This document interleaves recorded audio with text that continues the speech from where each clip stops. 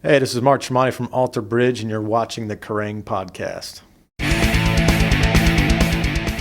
So when did you get into the UK? 2 days ago. Yeah.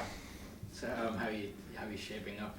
I'm dreaming at the moment. Yeah. Yeah, it should be about 4 or 5 in the morning for me right now. Brilliant. Do you feel like you're in the film Inception and all the buildings? I haven't seen it. I'm dying to see that movie. It's worth seeing. It's playing right down the street. Oh right, there you go. Mhm. Something to do after this. So you're about to release the third Alter Bridge album. Could you tell us a little bit about when the writing process started? We started writing ABIII probably about 4 months ago when we stopped touring with Creed over in the States. But we're always writing, so it was just a matter of piecing together the puzzle as quickly as we could. And we had put together about 22 songs, and then that whittled those down to 17 that went to track. And then from there, the record came down to 14 tracks. But it was very fun, very exciting, very fast, and we're proud of the outcome. Right. So was it a hard process whittling down to the final track listing? Were there any that you kind of wish you could sort of release now? It was going to be hard. We were talking about putting 11 songs or 12 songs on there, and I think everybody started to really worry about their songs not making it. And one day we just got together and said, let's just put 14 songs on this record. Everybody will be happy. And there's a couple songs that maybe I wouldn't have wanted to make on the record, but it would have hurt other guys' feelings. Songs that I wanted to be on there, they didn't want, so we just put them all on there. And our fans online are just telling us to put as many as we can on there because they'll listen to them all. So that's what we did. Right. Do you think that the remaining songs will sort of see the light of day in some shape or form? Yeah, we're already being asked, in places like Japan and especially America now that the record's coming out here first. The Americans are all going to probably burn it, so we got to give them something extra so they don't do that. So they go out and buy the record, buy the album. Maybe if it's live footage or a couple B-sides. But like I said, Japan needs a B-side as well. But we only have 3 off of this record. We also have 3 from previous records, so we'll see what happens. Brilliant. Do you find that's a going concern? Is you've always got to think about what extra you can give the people who have to, actually buy it still. Yeah, because we want to do well in America. That's our home base. So we definitely don't want them to just steal all the records offline from everybody who has it over here. So we want to give them something special and make sure that when it comes out strong. Mm-hmm. Could you tell us a little bit about the sort of the lyrical content of the album?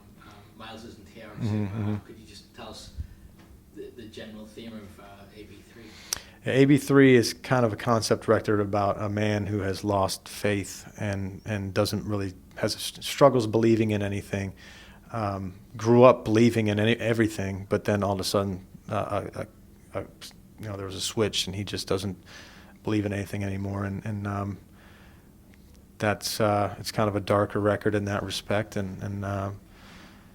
But there's little lights at the end of the tunnels here and there throughout the record. But mainly, it's kind of a dark record. Yeah, because a lot of the riffs, it's very heavy moments. Do you think that influenced him to do these, search these themes that are on this album? Yeah, I think a combination of the music and just the mood set by the melodies and the music kind of fed right into that. And I think it's something that Miles has wanted to get off his chest for a while. And actually, there's a song on the album where me and Miles actually had a conversation in my car about him not believing in anything, God, devil, and he had just nothing. And I kind of said, I don't believe in everything that man teaches you about God. I have my own beliefs, but you got to believe that there's something out there. This universe and our bodies and everything are so complex that it can't be happenstance, and it's got to be something beyond us.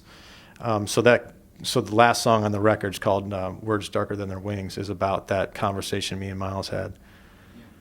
Yeah. Do you think that this album's helped Miles work out any issues he's had with faith, or do you think it's just been a cathartic process for him?